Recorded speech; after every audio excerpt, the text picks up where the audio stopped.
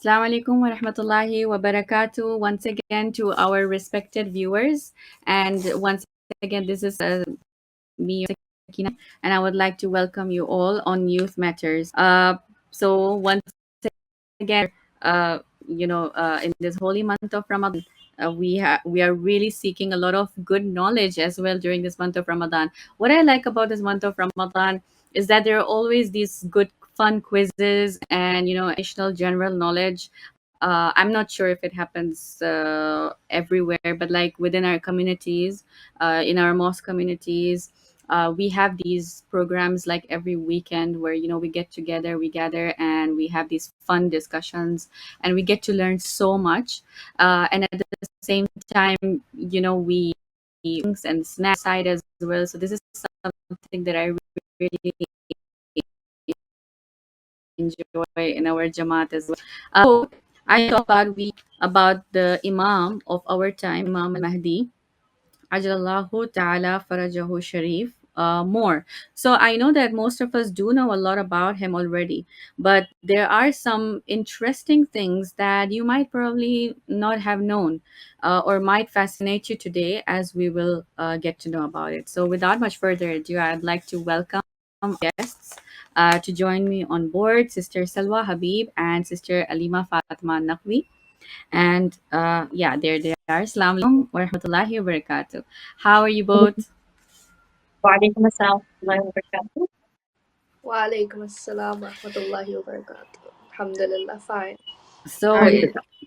it's I'm good, thank you. It's good to have you guys with me back. Thank you so much for joining, and I hope you're enjoying Ramadan. Okay, so I wanted to on today's program make it a little more interesting. Our last conversation was all about the digital media taking over our feeds, and having this brain drain alert sort of thing. So today I want to talk about Imam Zamana, but at the same time, let's also talk about the ending times, on how Dajjal is going to basically take over our minds, okay, and how is it happening today. So this is also to, of course, the mental health toll on our minds, and what do you call it in media language? It's called the magic bullet theory. Is like when there are certain repeated images that are being featured on your scrolling feed, and then it makes you believe on things, and then you have a fear. So that's what the Jal is trying to basically do. So we're going to have a conversation on this today. So first, let's talk about Imam Zamana's titles. Did you know that Imam Zamana, Ajalallah Ta'ala Farajo Sharif, has over 182 titles?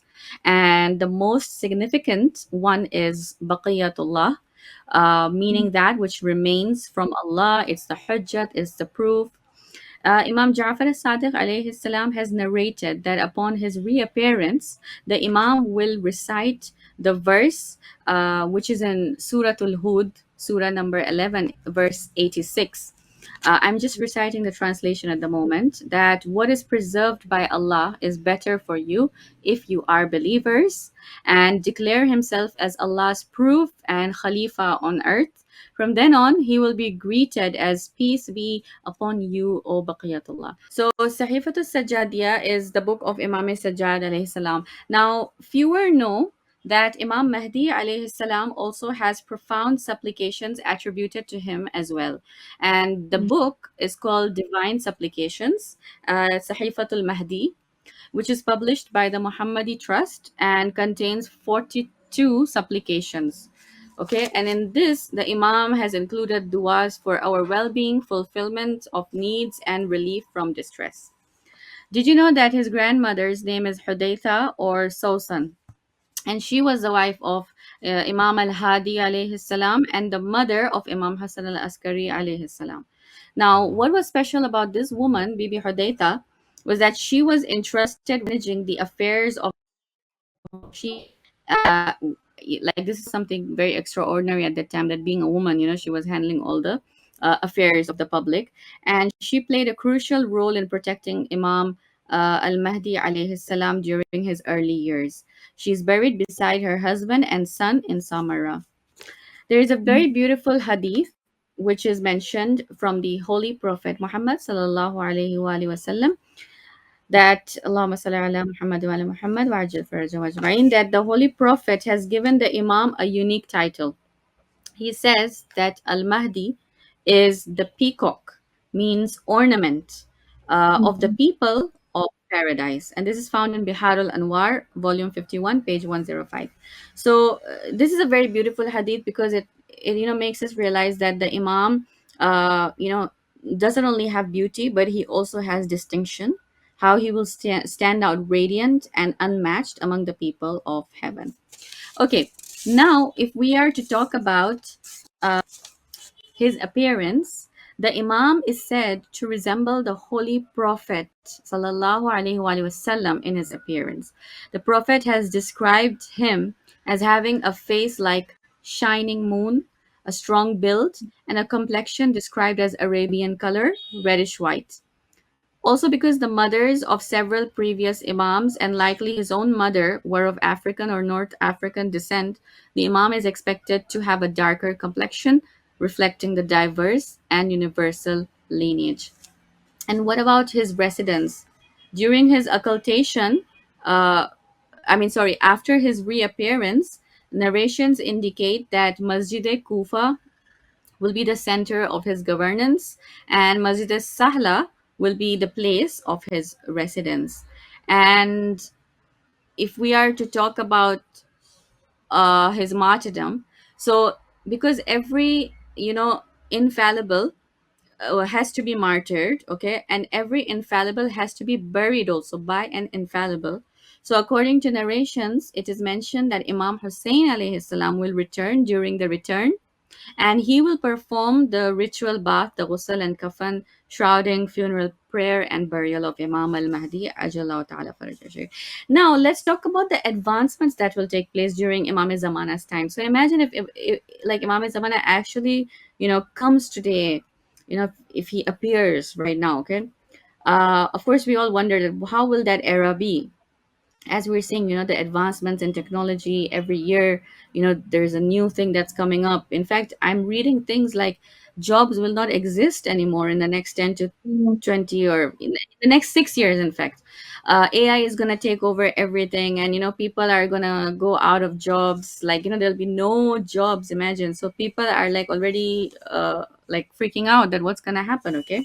So number one, the advancement is that technology, that when Al-Qaim will appear, he will send representatives to every country of the world, and he will say to them that your covenant is in your hand, okay? And whenever a matter faces you that you do not understand or do not know how to judge, then you are to look at the device in your hand and act according to it. And I was like stunned. Why? Because whenever I have a question, I just open my phone, I Google it, I type it for Chat GPT, and I ask it for my answers. Okay, so I'm literally like not using my brain anymore nowadays, which is sad, by the way. And then medical science. When Al Qaim will appear, Allah will cure every sick believer and restore His power to him. And then also communication, that when our Qaim will arise, Allah will extend the hearing and sight of our Shias such that there will be no barrier between them and the Qaim. He will speak to them and they will hear him and they will see him while he is in his place. I'm sure most of you have like read stories where our ulamas, like they communicate with the imam, those very spiritual people. And not only the ulamas, it's not a must, even a normal ordinary person. There was a person called Ali ibn Ibrahim al what is it? Mahziar. Yeah, Yeah. Mahziar. He was craving to he was longing and yearning to meet Imam Zamana for almost 20 years. And then finally, after 20 years, when he went to perform Hajj, is when the Imam, like told him that now it's time for me to greet you. He was a very ordinary person who lived in Iraq. So I mean, people can achieve that level if they have a true basirat, like a true, what do you say, spiritual wisdom within them. Okay, and then there was something very interesting. That knowledge, okay, knowledge today, it consists of 27 letters. all that the messengers have brought up till now, okay, was only two letters. So people have only known these two letters until today. When Imam Zamana will rise, he will bring the remaining 25 letters and spread them among the people. That means that the amount of knowledge that we have is very Mhm. little to nothing, you know. The diverse knowledge exists with our Imam Zamana. And let's talk about now Dajjal, as I was saying. That how will the believers see truth after Dajjal blinds the world? The world will not go dark. The world will actually glow even more after the arrival of Dajjal. How? So screens will shine brighter than ever. Images will be sharper than reality. Information will feel instant, verified, and absolute. And isn't this like something that's happening lately? Yeah. It's happening, right? Yeah. Yeah. So like I was thinking, Mhm. I think we're already living in the time of Dajjal already. Okay. Yeah. So it's That's Dajjal that's is not a person. It's a it's a system, metaphor. basically. Yeah. Yeah, exactly. It's a metaphor, right? So even the Prophet sallallahu alaihi wasallam, you know, has warned us through the Holy Quran that it is not the eyes that go blind, but the hearts within the chests. And this is exactly what's happening to all of us right now. That you know we're being blinded by this curtain of media, social media, and everything that's appearing on our feeds, and you know the different apps that exist. And you know we're unable to concentrate on reality. We're unable to focus on it really. So you know the Holy Prophet said Dajjal will never force belief on you. He will play with your perception. It will overwhelm with perception. And that's why when we see these repeated images, they create a sense of fear, and then they create a sense of override critical thinking within our minds. And so that's why we're unable to focus. Like remember in the last episode we spoke about brain fog, right? That's exactly what's happening to us right now. And neuroscience confirms that the brain believes what it sees repeatedly, even when it contradicts logic.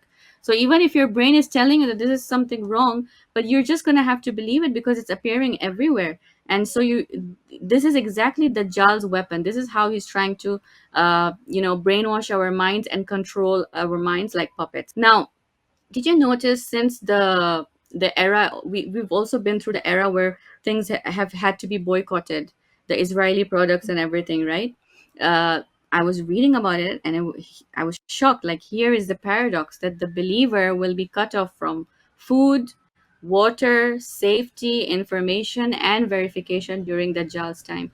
So that means that it will be so difficult for a believer to make a decision between what's halal, what's haram, and there will be a point where he will be cut off from these basic necessities. In fact, there will be a famine that will happen for 3 years, and this famine or drought will be so bad that there will be not a single drop of water in the world. That will be the time which will be very close to like the when the Jal will Mhm. actually appear, like you know.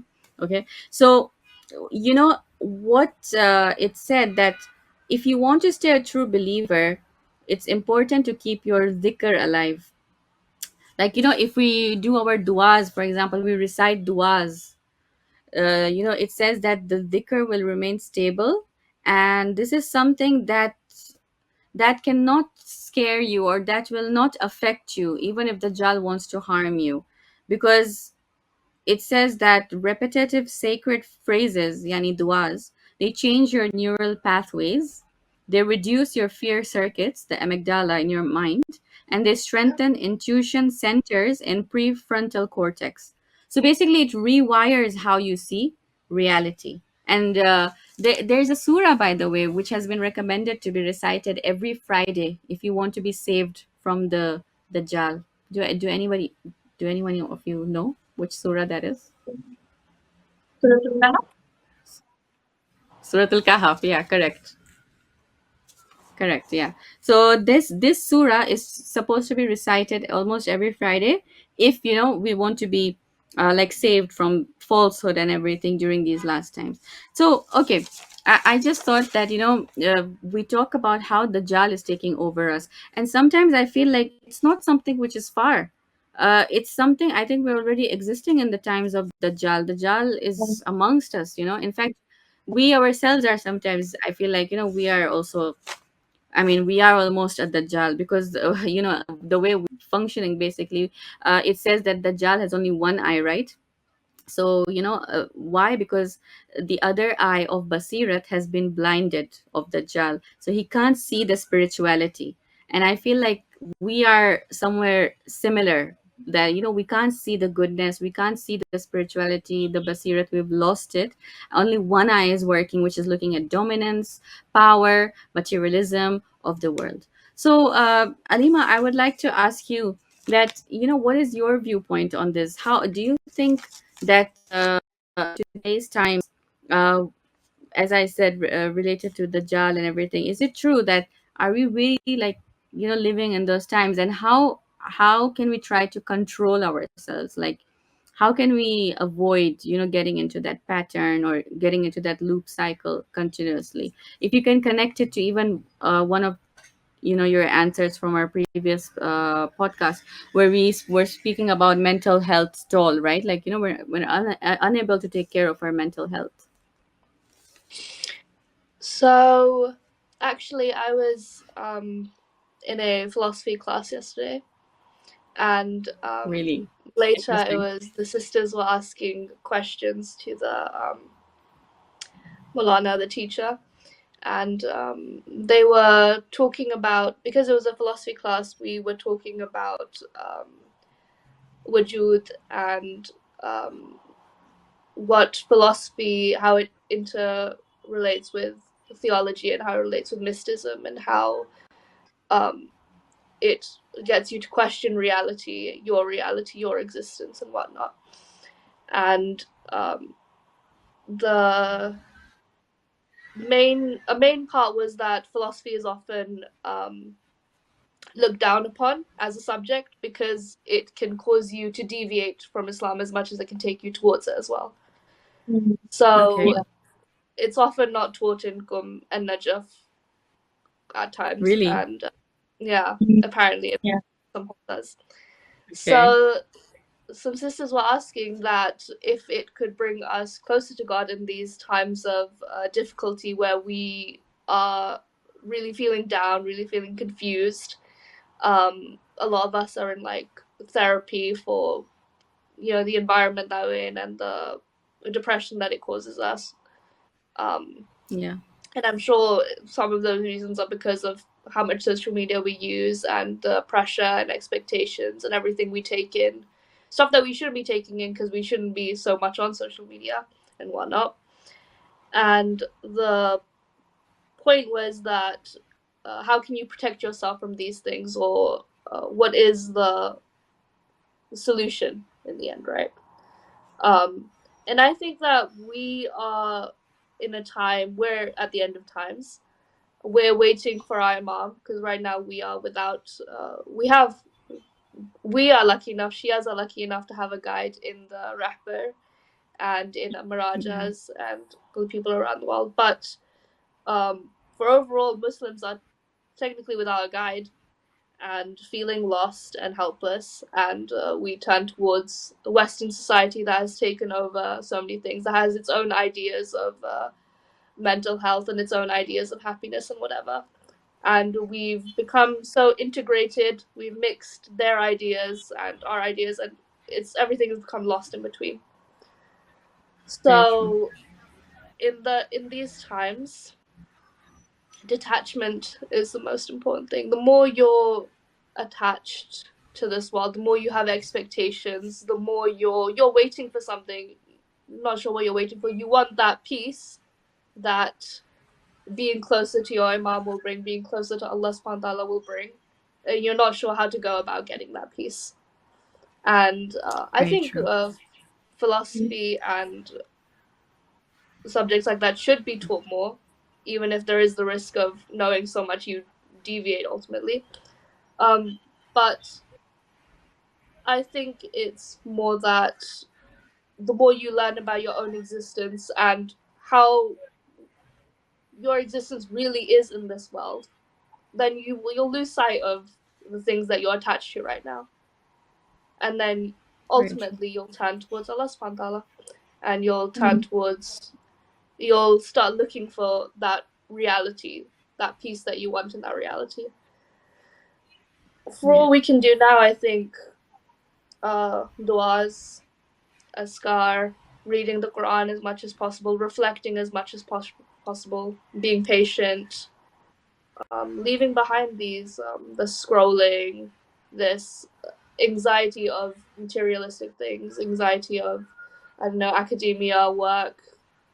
It happens, but ultimately, if you truly, when you get to the point where you feel like, okay, my affairs are in Allah subhanahu wa ta'ala's hands, then you'll feel fine. Mm. You'll automatically let go Yeah. of that anxiety. Automatically, you won't fear any end because to you there is none. So that's Very my true. I advice. think, as you said, that you have to have that tawakkul, belief in God, that Tawakkul, whatever absolutely. is happening for a good reason. There is a good reason behind it, and if it's not happening as well, then there is a hikmah that we don't know about. There's something that God knows best for me, because obviously God loves me, and He would want the best for me. Now, my question goes to you, Salwa, that as Alima mentioned, that philosophy is important. We should know about these things. At the same time, we should be aware of the affairs of the world as well. Do you agree, actually? My question to you is that, do you think it's necessary to keep up with what's going on our news feeds? Because it's emotionally affecting us, it's emotionally affecting, my brain. Obviously, it's affecting my body, it's affecting everything. And obviously, when I'm reverting that energy back in the house or to my community as well, obviously I've got that negativity in me a bit from here and there. So what should I do? Like, some people say that we should just put our phones aside. I don't want to know what's going on in the world, because like it's affecting me emotionally. I can't take the mental toll. So, do you think that we should really just, shut our phones and, not be aware of what's happening and just move on in our lives and, be very neutral about it? Like, I've got a family to take care, I've got my job, I've got my work, I can't be bothered. Whatever is happening, let it happen. Or should we also be informed on the side, but then at the same time, you know like somehow balance it out, like, Yeah, don't mix things up, the way we say, keep yeah, things business, some things are business, some yeah. things are personal. So yeah, what is your opinion on that? I don't think that we should be oblivious, because we can't just choose to be blind and oblivious to everything that's happening around us. So I think we should be aware, we should be informed.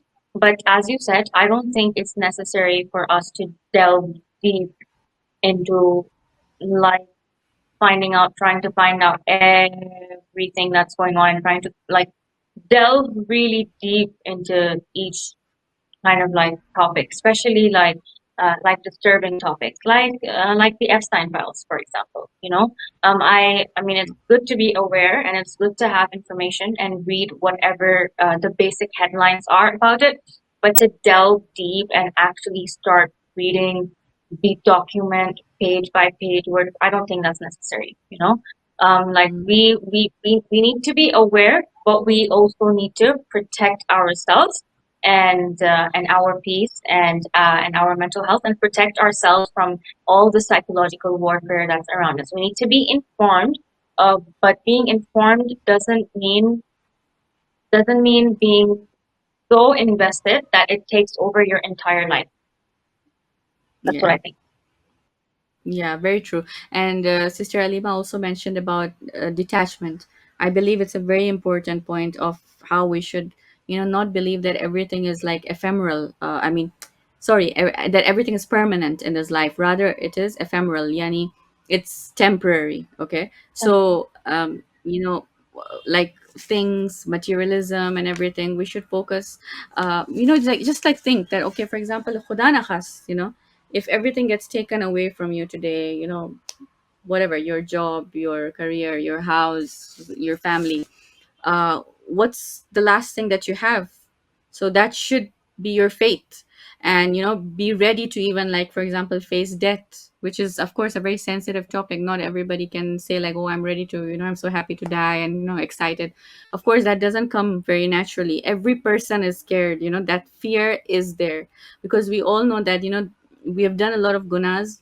And obviously there are punishments for it, but if we read like good stories which are available in our narrations, okay, where there are people who have committed sins, but because they have seek that sincere tawbah, Allah has actually forgiven them, because Allah's sifat, attribute of mercy, comes first, and then comes the part where he would punish you. So we should have a good hope, the way we say in Urdu, like हमेशा एक अच्छी उम्मीद, ना उम्मीदी Sure. होना भी गुनाह होता है, हाँ, अच्छी Yep. चीज नहीं होती. So we should have that hope, like even if we've done sins, but now every time let's sincerely ask for forgiveness. And as this is the month of istighfar, so we should make the most of it. And there are so many good ways to do it. Like you can give sadaqah, you can give charity during this month. You can recite, if you can't recite even the whole Quran, just try to recite like a few surahs if you can. There are some good hacks, like if you recite Surah Al-Adiyat, for example, it's almost Yeah. like you've completed the whole Quran. Or Surah Al-Tawheed, Ikhlas, it's almost like you recited the whole Quran. So like there are a lot of good hacks. And let's read a lot of du'as that are present in Mafatih al-Janan. So even because in this month I know that we recite Dua Hamda Thamali, which is a very long dua, and we spend our night in Shabidari and everything. It's amazing, excellent. Let's do that. But then, if for any reason you can't, maybe you've got work the next day, or you've got an exam, or you're a student and you're struggling, or you're a mom, or you're a wife, or whatever, you've got kids, or you have to take care of your husband, this, that, your in-laws. So you can still take it down slow, like you can recite a few verses, attend the program for a few minutes, and then you can just like politely leave. So it's still accepted. It's not that God has not seen that effort, and he's not gonna, like, as if he's not gonna reward you for it. Of course he's seeing your effort, and Imam Zaman is also like watching us every now and then. So I believe that detachment, number one, is important, and to be self-contented. The moment we feel like self-contented, we're happy with whatever we've done, then you will feel so mentally relaxed. You will not have that mental toll on yourself. You'll be so relaxed, and you'll be like happy to do more, basically, even the next day. Like quality over quantity. Always I say this, like quantity is nothing, it's always quality. Yeah. So I believe, yeah, we should just work on these things overall during this month of okay, thank you so much. We have come towards the end of our program, and I really thank of you that you've taken your time, and you joined me for this amazing conversation. And may Allah subhanahu wa ta'ala bless you and fulfill all Mhm. your hajats. Do remember me also in your duas. Thank you so much to be on the show. Thank you for having us. Thank So thank you. you. Thank you to Sister Alima Fatima and Sister Salwa Habib for joining me. There were such good points that we shared in our in programs for this Ramadan. I hope that all of you can benefit. And please make sure to share these programs as much as possible. This is your host, Habib, signing off. Wassalamu alaikum wa rahmatullahi wa barakatuh.